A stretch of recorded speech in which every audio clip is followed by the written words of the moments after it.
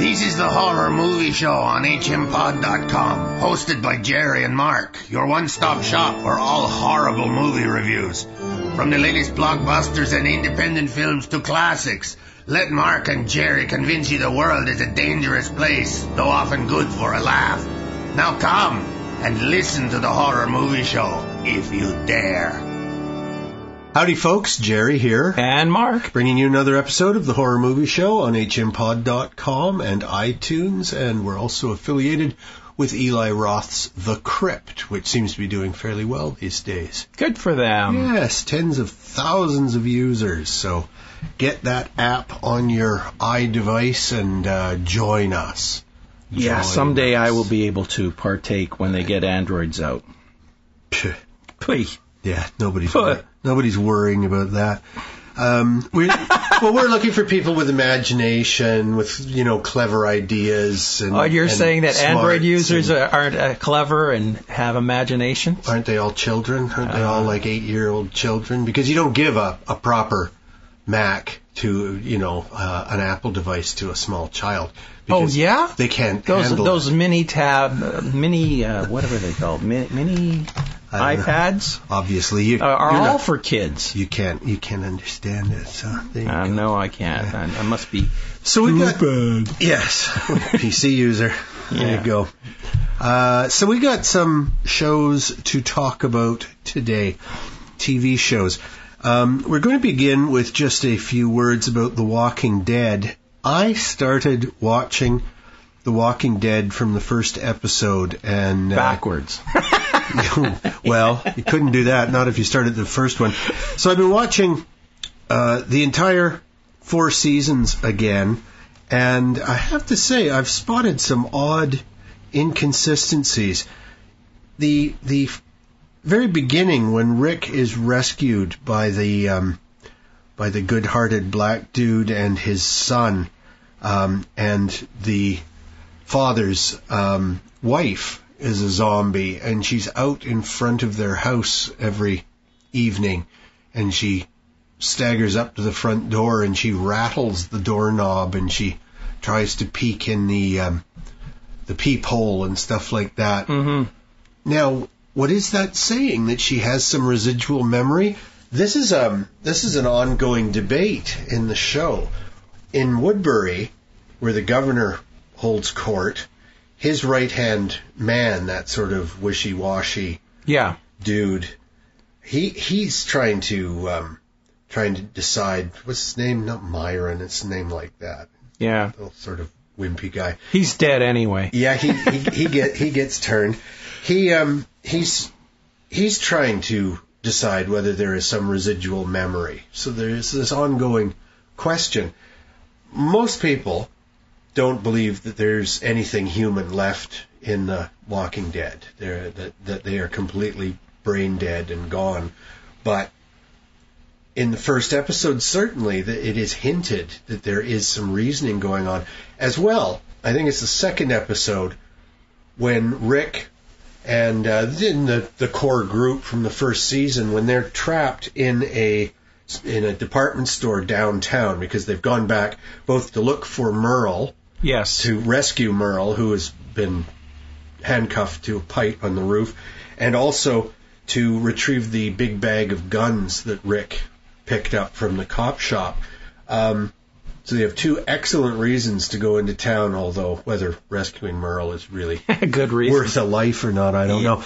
But anyway, when they're in the shop, there's zombies out smashing through the 2 sets of store windows with rocks. They're picking up bricks and rocks and hitting the glass with them. So again, that's a level of thinking, of reasoning, that we never see in the zombies again after that first couple of episodes.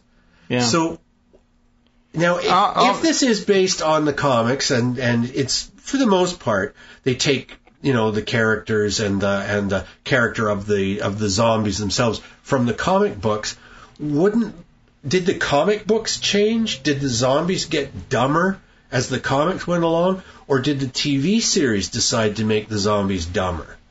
Because there's 2 very definite reasons to suspect that the zombies have some small intelligence. Yeah.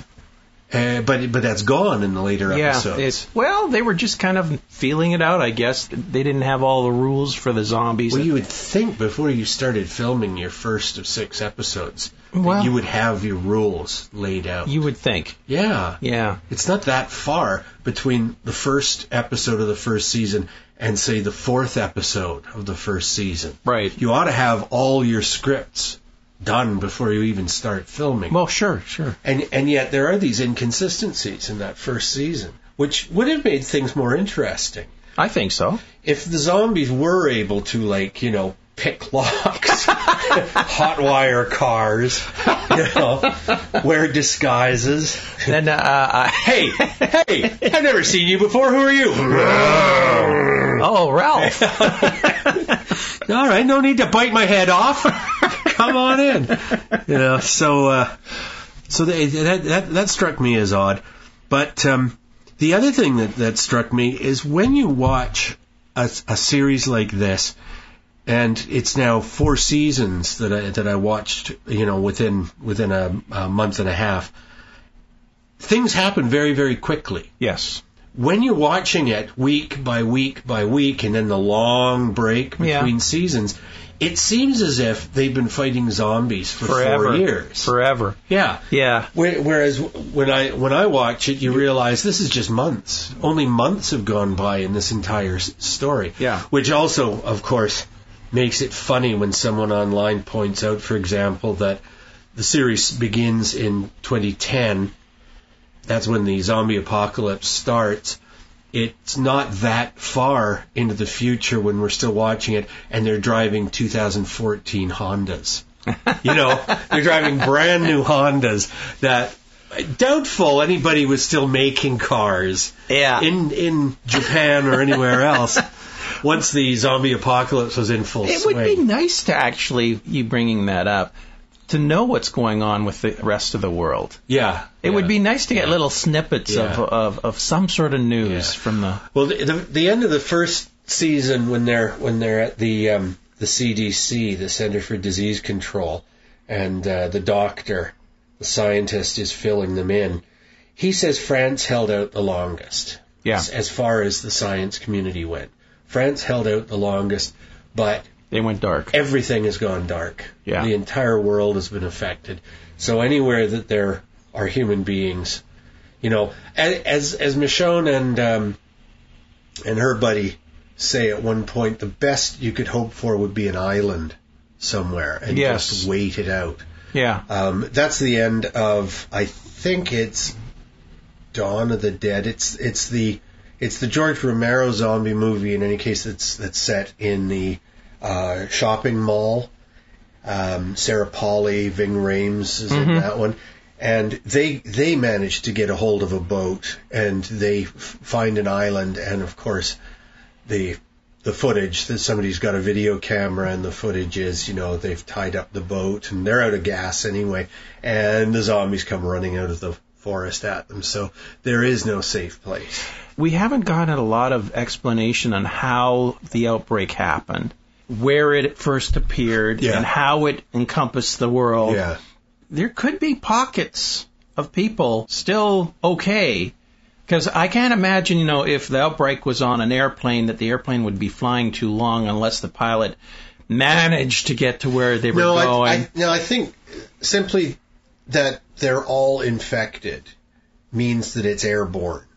That it's covered the entire planet. Every human being. So whoever happened to die at that moment they came back. Yeah, but that doesn't mean that they're the cause of it. That just means that it's everywhere. Yeah. And it doesn't matter. You don't have to be bitten. You don't have to be scratched. You die of a flu, as we saw in But so was it only the recently dead that came back, or did older things come back? Oh well, that's a question, isn't it? I think if you're buried 6 feet under in a sealed coffin, I think you're probably still down there clawing at the lid and growling. This notion from like Return of the Living Dead and even the very, very first movie of the dead crawling up from the dirt. Yeah. that's a hell of a thing to be able to do for a healthy person. You know, I don't think anybody is going to be crawling. And plus the fact that a lot of them are embalmed and things like that. So you gotta wonder. I can't see. Yeah. They were talking. The funny thing is that lots of people really do seem to think that this is a possibility, that there could be some terrible affliction that would create a zombie apocalypse. Well, there simply couldn't be, folks. Yeah. That maybe we'd all die of Ebola. Yeah. But we're not going to come back from the dead. No, I mean, nothing makes sense about zombies. No. Zombies just don't. No. Werewolves and vampires make as much sense as zombies. In fact, make more sense as far as I'm concerned. Yeah. At least they're alive, sort of. Well, that's it. I would say you got more of a shot at creating a Frankenstein's monster. Yeah. You know, putting together a freshly dead pieces of a body and somehow managing to resurrect that corpse than just some disease getting into dead people and bringing them back. Yeah. And that's why to me my very favorite zombie movie is 28 Days Later, because they act like zombies, but they're not zombies. They've got a disease. They've got rage. Yeah. This warfare weapon. This germ warfare weapon that was infected, that had already infected chimps. And you see the chimp bite the human being, and the human within seconds becomes infected with rage, and they become like zombies. That doesn't mean that they're dead. It means they're going to die. Yeah. And they're carrying this terrible disease. But, this notion that they can only be killed by destroying the brain. Or something. Yeah, super fast-acting rabies. Yeah. And even then, you're not necessarily going to go crazy from rabies. Yeah. It's just extremely painful. Animals act crazy because they're in such terrible pain. So you were saying that when you were binge watching, you noticed the time is quite different. Yeah. What do you think the time lapse is from the beginning to where they are now? Maybe a year. Because they've gone through winter, and they've gone through summer and spring. They were at Herschel's farm for a few months, and they were at the prison for a few months. A point they made on The Talking Dead, which I thought was very interesting, was the fact that now the groups that they're going to come across are no longer newbies to this. A lot of the weak have been already killed off. So the stronger who are surviving are more of a survivalist intellect. They're ruthless, or they will do whatever they have to do. Yeah, they know how to survive. On their own. Yeah. So they're more, let's say, savvy. Survival savvy, that's the word I'm looking for. So that the groups from now on that they meet are either going to be a big threat, or they're going to be able to come to some sort of understanding of one another and let each other pass or join or whatever. Yeah.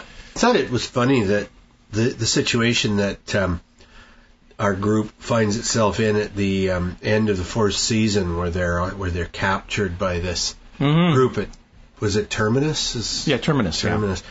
And the one big rumor was, are they cannibals? Are these people at Canvas? Canvas. I know where your mind is. People at Terminus, cannibals. They're just smoking up all the time. Cannabis. That's funny. Well, we did hear Michonne talks about how her baby died because her brother and her brother's pal were both stoned, and the walkers took over, and that's how the baby died, and that's why she punished them. That's why she used them. She was very, very angry with her brother and his friend. It really hasn't come up. No, it was her boyfriend and her brother, wasn't it? Yeah. That's right. Yeah. It's just weird because drugs aren't really a prominent part of this storyline. Merle tears a bunch of the beds apart looking for recreational drugs. He says he wants a holiday. Yeah. I want a little vacation. But you would think that people stuck in an apocalypse like this would really want to get away once in a while. Yeah. Not the booze, but, a little bit heavier stuff. Well, enough booze. Yeah. So, October 12th, Walking Dead comes back with an episode called No Sanctuary.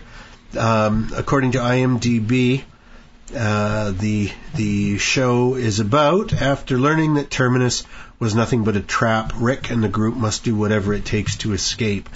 Well, that seems self-evident. I could have written that up without having seen the episode. Exactly. So now, they'll either come to an understanding with these people. Well, they do. Yeah. I've seen clips. Yeah. Where they are talking. Right. And they decide that they're all going to go and help this guy get to Atlanta. Washington. Yeah, I keep saying Atlanta.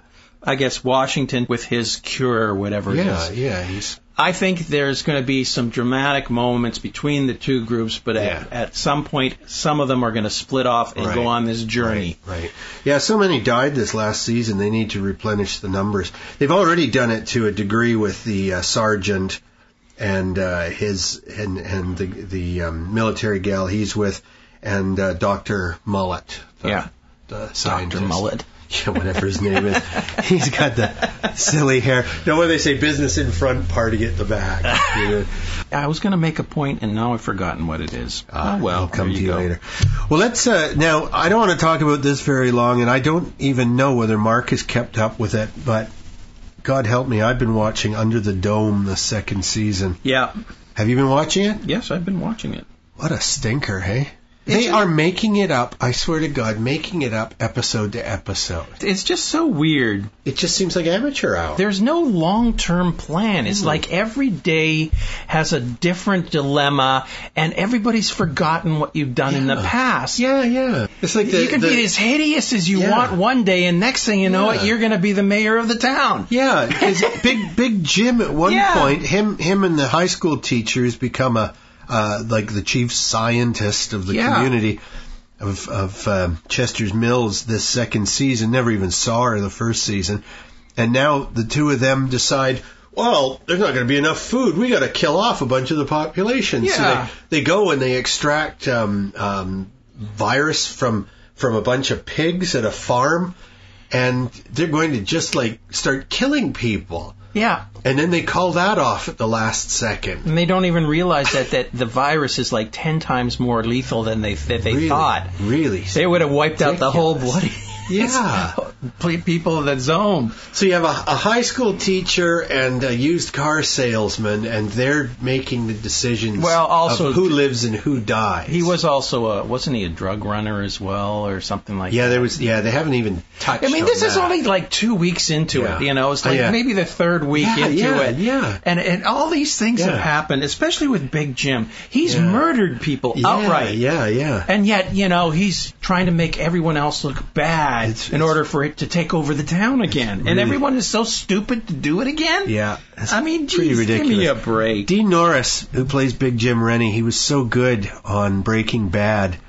But, you know, and I'm glad he's getting that steady paycheck.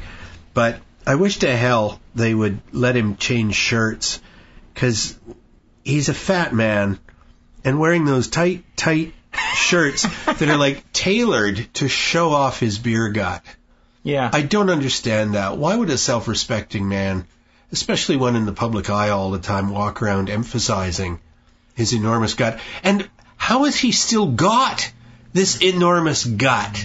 They're on rations, for Pete's sake. Well, they're eating tinned obviously food. not him. He's got a big stock of chocolates somewhere, and he's not sharing them. And the whole thing is that they're so isolated. Yeah.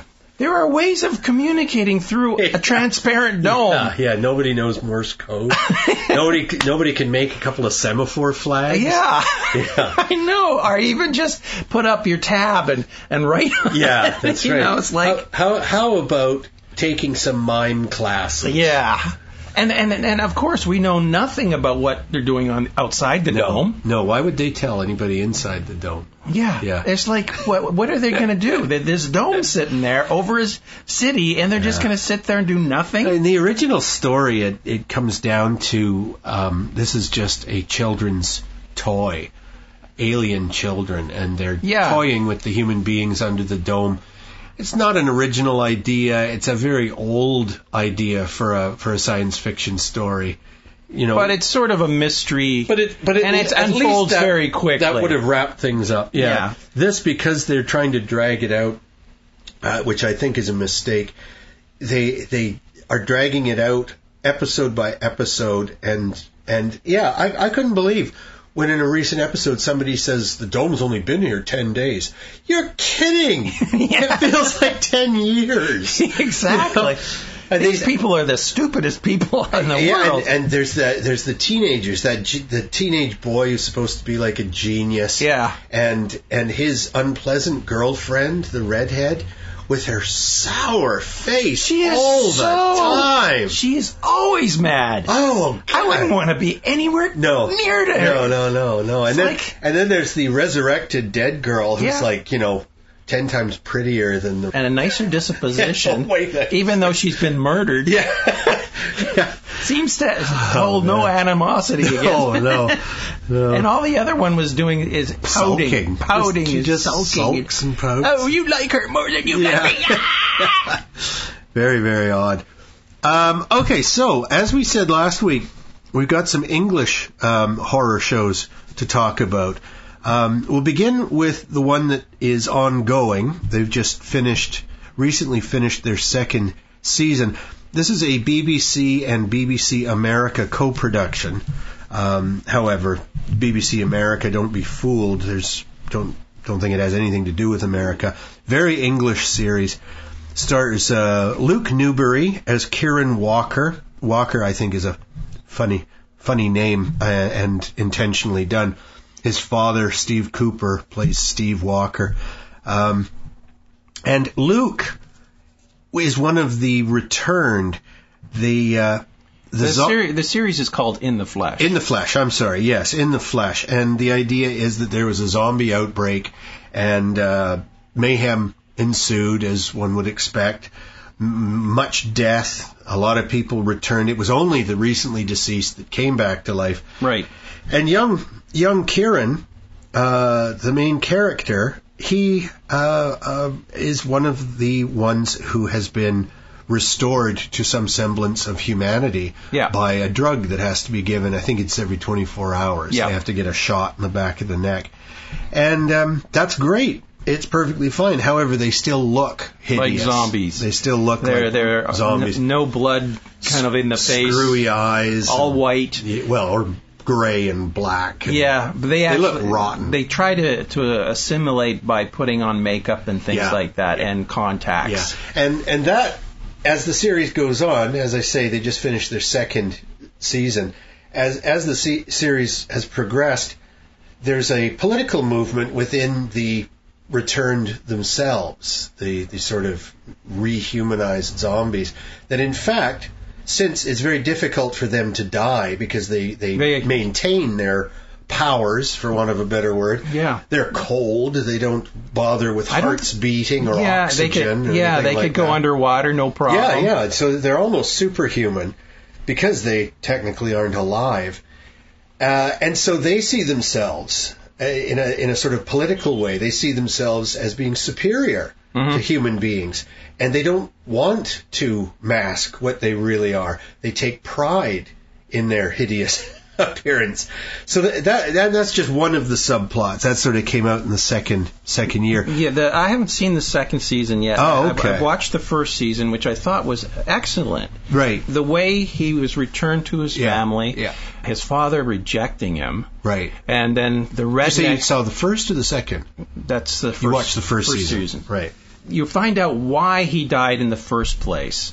He turns out to be gay, and his boyfriend was killed in action in a war, and then he committed suicide in Iraq. Right. And he committed suicide, and then he was resurrected during the zombie apocalypse. Just happened to happen right then. So you haven't seen the second season? No.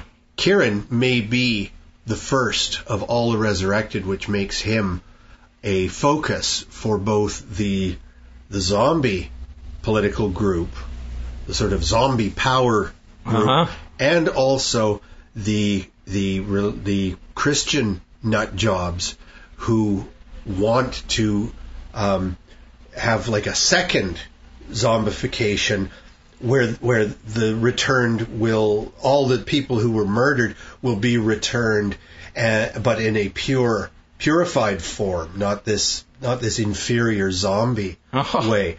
So there's two factions, very big, working behind the scenes. Right. Both of them fooling themselves. Yeah. But yeah, it's quite complicated. It's very interesting, and I just really, really like the British take on it. They're short series. There's only seasons. Yeah, 6 hour long episodes in the second season, but solid hours, not like Walking Dead where you get about 40 minutes. These are solid 60-minute episodes. 6 episodes per season. I think so. Yeah. Whereas, usual. They were only doing, 10 episode seasons with Walking Dead to start off, and that was just wasn't enough. They did 6 the first season, and then they started doing... And then I think the second season was 10, but the last 2 seasons they've done 16. Yeah, 8 and 8, they 2 halves. Split it in 2, yeah. Which I think is much better because it's nice to have a short season if the subject matter is very dense and you got a full hour to tell the story and stuff like that. Walking Dead there wouldn't be enough time to tell the story in 6 episodes. Well, they're just very different kinds of shows, Mark. In the Flesh, the BBC series, that is sort of the way that they often work. They don't try and fill a half of the year with new episodes the way they do in the United States. Now, I mean, there are series that do that.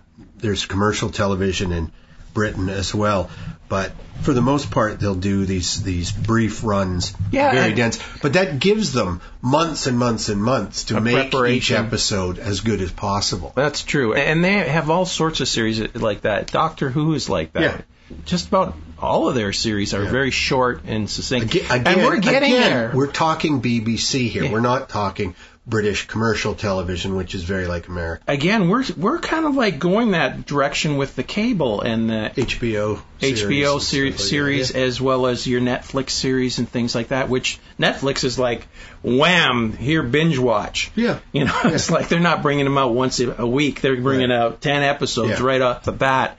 Our TV here is really adjusting. I don't know which way it's going to go because it seems like the Netflix is doing very well with their series. Yep. I think people really like the fact that they can binge watch stuff. Oh, yeah. I do. Definitely. I was really, really looking forward to the 4th season produced by Netflix of Arrested Development. And when that came out, Teresa and I had watched on DVD the first 3 seasons produced for commercial television. And when that 4th season came out and the entire thing was on Netflix, and I kept bugging Teresa, but she's not a binge watcher, not like I am, so she took the dog and went off to see her folks for 3 days, and I watched all of them. The entire 4th season while she was gone. Yeah. Because I was tired of waiting for her to watch one episode with me every 3 weeks.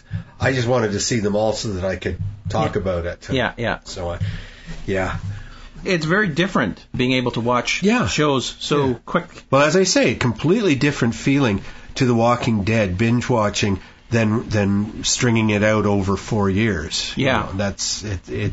You get the idea that things are happening much quicker. Mm-hmm. The whole, just to touch on Walking Dead again, the whole thing between Rick and Shane escalates much quicker when you watch it one episode right after the other. When you think back on it, when you first watched that show week by week, it seemed like, well, they must get along for the most part because a whole week has gone by. Right. But no, in fact, it's just like hours. Oh, that brings me to the point I wanted to make about The Walking Dead and the comic. The difference between the show and the comic is they started off sort of in the same place, but they've really gone off on a tangent and they've changed characters and they've introduced new characters. They're not telling the story in the same order. Right. And so they can draw from the comics, but they aren't necessarily doing the same thing as the comics. They're two different entities. Yeah. No, that's good. And I think that's a good thing that they did that because it works very well. That way you don't know what's going to go on. Yeah, indeed. So the next set of shows is called Dead Set. This is from 2008, and you really have to have some familiarity with the Big Brother series, because the notion this 2008 British series is that in the Big Brother house you have your normal group of obnoxious people. Not normal. good looking but very dim women, Yeah. Loudmouths and drunks and all the rest of it. Yeah, they don't want normal people on there. No, you need to be able to put on a show. Yes. That's it. You have to make a spectacle I think you would of do yourself. very well at it. Shut up. Yes, I would, and I wouldn't wear pants at any point.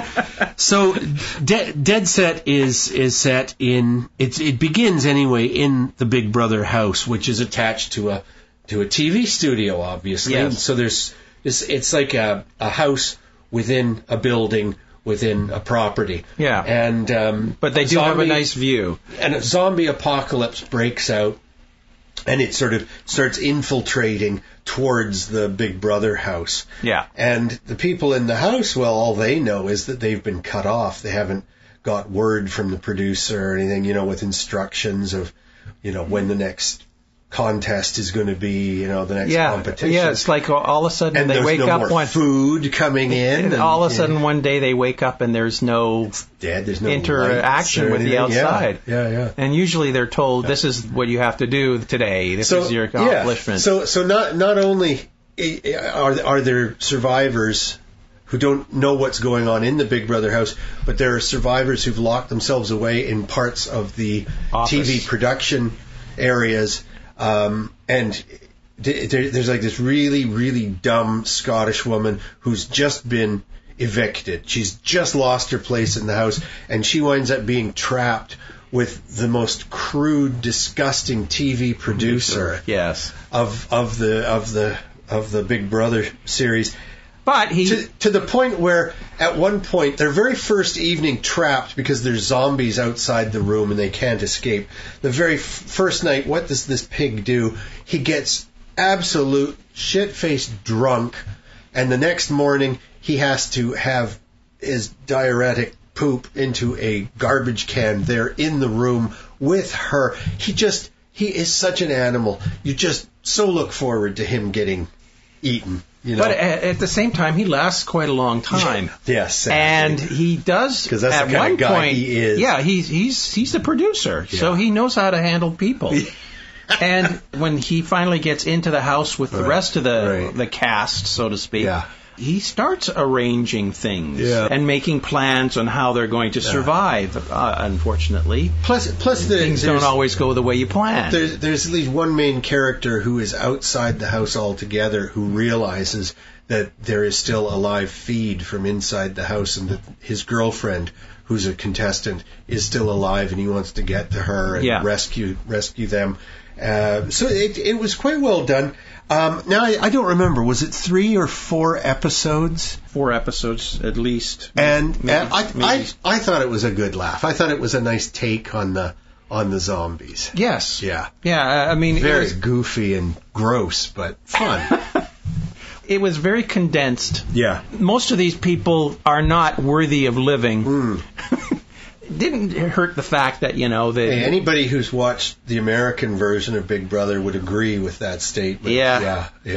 It is all scripted. They're just people that are acting the way they're supposed to be. They're sort of actors that have to behave the way they were hired to behave. Oh, yeah. No, they're hiring people who are specific. So some of them are smarter than they look. Yeah. And some of them are more reasonable than they look. Some are as stupid as you think they are. Yeah. Overall, entertaining, a good laugh, and if you binge watch it, it doesn't take you all day. No. And a show like Dead Set, it probably is out on VHS or maybe DVD, but I think Dead Set and our next show, Ghostwatch, which goes back to 1992, I watched those on YouTube. I believe they're available on YouTube, so... Good fun, and I have to say that these series have got me through this long summer without any Walking Dead. Until I started binge watching all the Walking Dead episodes, I was really missing it. Right. Now I'm kind of sick of it, but I haven't repeated any of the episodes since this started, so one of these days I'll have to sit down and do that as well. Well, usually when a new episode is on, I set the DVR, and then I'll watch it again the next day or a couple of days later. But it was interesting during my binge to see the episodes that I did only watch once, and to pick up a lot of clues and so on to future behavior and little answers to past behavior that didn't stick with me on just one watching. Right. It's nice. It's densely made, The Walking Dead. I'm quite happy with it. So the next series, as I say, from 1992. This also was a BBC production. It's called Ghostwatch. One word, Ghostwatch. Now, the idea of this, directed by Leslie Manning, written by Stephen Yoke, and now, pay attention to that. This was written. It's a script.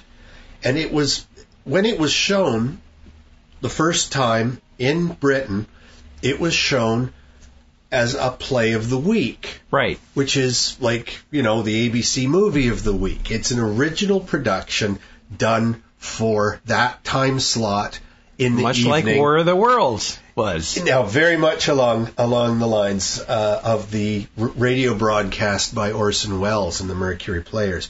It was on the front cover of their version of TV Guide magazine, the Radio Times. Right. That this fictional account of a haunted house and the BBC crews and news people going into this haunted house and investigating it was fictional. Yeah. That it was rubbish, that it was an entertainment. Yes. But once it started, people were convinced that what they were watching were actual ghostly, mystical, supernatural again, events. at the beginning, it's apparent that it's a show. Right. But if you were switching channels...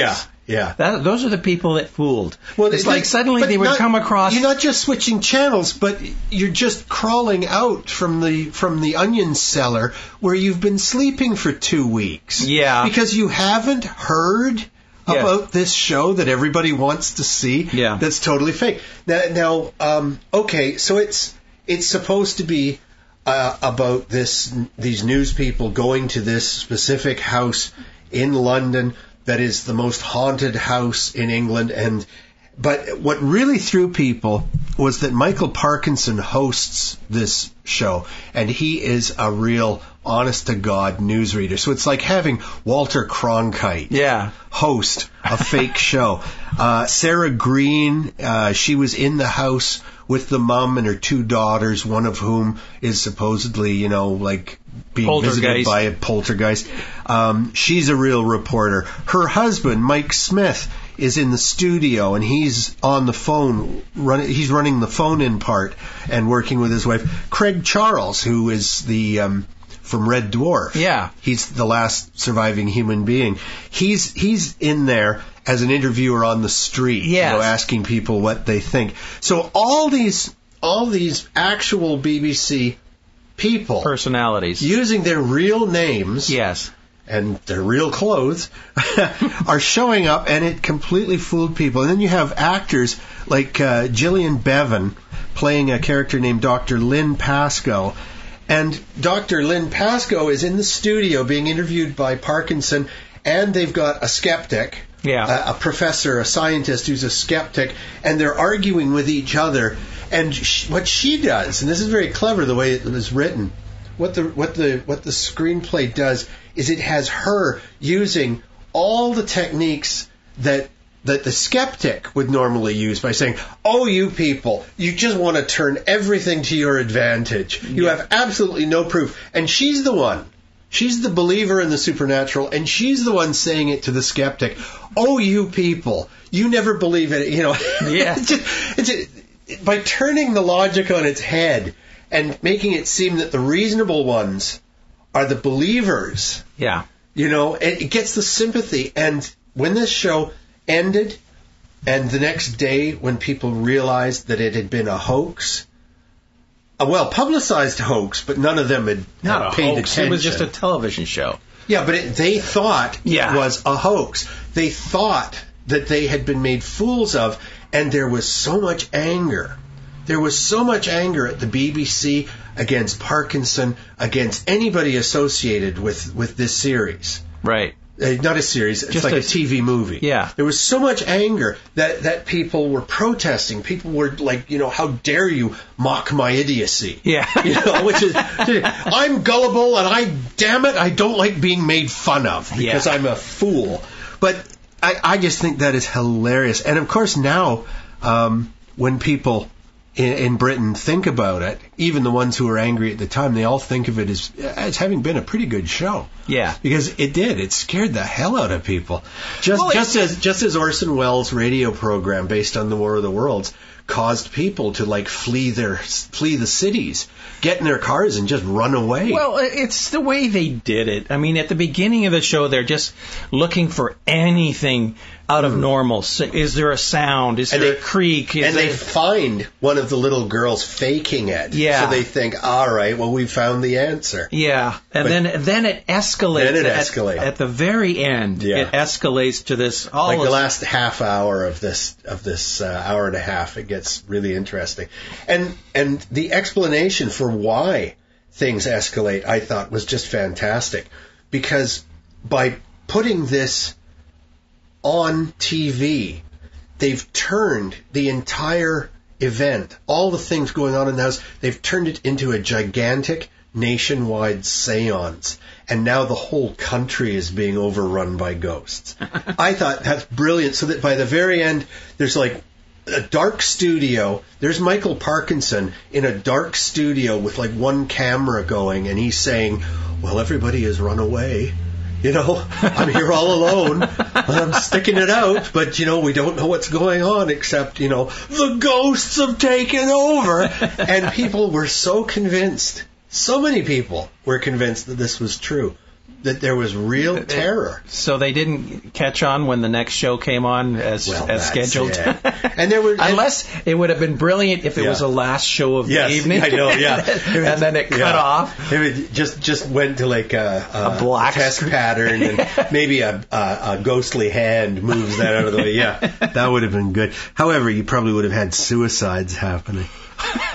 I just think that's so funny that there was even 100 people who believed that it was true, Yeah. Well, but evidently there were thousands. Obviously, not everybody watches TV or gets TV guide or pays attention or whatever. Yeah. But the thing is that even up to the beginning of the show and halfway through the show, there was a disclaimer, and at the end of the show there was a disclaimer. But people are off making chip buddies and another pot of tea, or the toilet, and they're just not paying any attention. What? They don't listen to anything except what's in front of them that very second. And I think that says a lot about the gullibility of human beings. Sure. How easily we can be fooled and manipulated. Hence propaganda. Look how dumb we are. Yeah. We are willing to fall for just about anything. I mean, I look at my parents. My dad watches the news 3 times, and he still gets it wrong. Right. 3 times a night. Yeah. And it's just a repeat of the same stuff over and over and over, and he still gets it wrong. He doesn't hear what's really happening. No. Yeah. So I can understand. Does he just want to continue to believe what he already believes? Some of it, or some of it he is lost in translation. Right. Some of it he just hears wrong from his hearing aid. Right. I mean, he can only hear every 5th word or something. I don't know. I would like to think that the majority of people who were fooled by Ghostwatch were daft old buggers, but that's not what I'm hearing, and that's not what I've read. That there was a wide swath of people, and of course it was them thinking, finally, proof that there is something after life, that ghosts are real. I'm not a maniac, and then to have the rug pulled out from under them and people laughing at them and saying, I think you that's are an it. idiot. I think that's it. They found it insulting. Yeah, I think that was probably it. They probably phoned up some of their friends and saying, "Did you see this? Oh my God!" And they were laughed at. Yeah, and they got pissed off. Yeah. I can because they're childish. There are people that will believe anything. Yeah, they sure are. Where do you get religion from? Yeah, exactly. They'll believe anything. It's two sides of the same coin. That is. Yeah. Now we got one more series, and this is. Although I think you could classify Ghostwatch as a comedy. especially if you know the story. This last one is a very definite comedy by a couple of the same guys who made up the core group of four. Only three of whom performed. They did almost all the characters, these three guys, in the League of Gentlemen. This series, Psychoville. They've done 2 years so far, 2 seasons. And I have not watched the second season. I've only seen the first. I only started watching the second season. I watched the first 2 shows, right. And they're killing everyone off. Right. It's like I'm going, oh my God. Okay. I'm not going to tell you who dies, but there are definitely people dying left, right, and center. Okay, well, they certainly got rid of a lot of characters on League of Gentlemen, too, especially if it gets a big laugh. So, Reese Shearsmith and Steve Pemberton, they are probably the 2 main characters. They do more characters than anybody else in Psychoville. Yeah. They're the 2 dudes who were also in League of Gentlemen. But you also have the great female comedian Dawn French, Imelda Staunton, who's made real movies. She was the mum in My Left Foot, for example. She's a good English actress. Daisy Haggard, Daniel Kaluuya. So that's just the tip of the iceberg. They got lots and lots of people on there. There's a whole bunch of different groups of people that have a commonality about them that they don't know. Right, and that is that they have all received a letter in very elaborate script, in envelopes bordered in black, which is death, which is a mourning envelope, and the message reads, "I know what you did." Yeah, and they all feel guilty about something. Yeah. So they all read something into it, even to the point where this one guy who is a clown, a literal clown. The letter wasn't even addressed to him. It was addressed to this guy who ripped off his act, whose name is different only with like one letter. Yeah. And, that's actually addressed to me. But still, the character that we've been getting to know, this clown, he still feels guilty. Yeah. Because everybody has done something about which they feel bad. So Dawn French plays a birthing coach who believes that the practice doll is real. Yeah. And she's driving her husband insane. Well, she is insane. And yes. Yeah, and anyone who comments on her baby, because she carries it around in one of these straps. She's nursing it all the time, too. She's constantly got this plastic doll attached to her and boom. And she works at a hospital. Yeah, well, she's like a midwife. So she does these classes prenatal classes on how to handle babies. Everybody's got a doll. Yeah, and but hers is real. Yeah.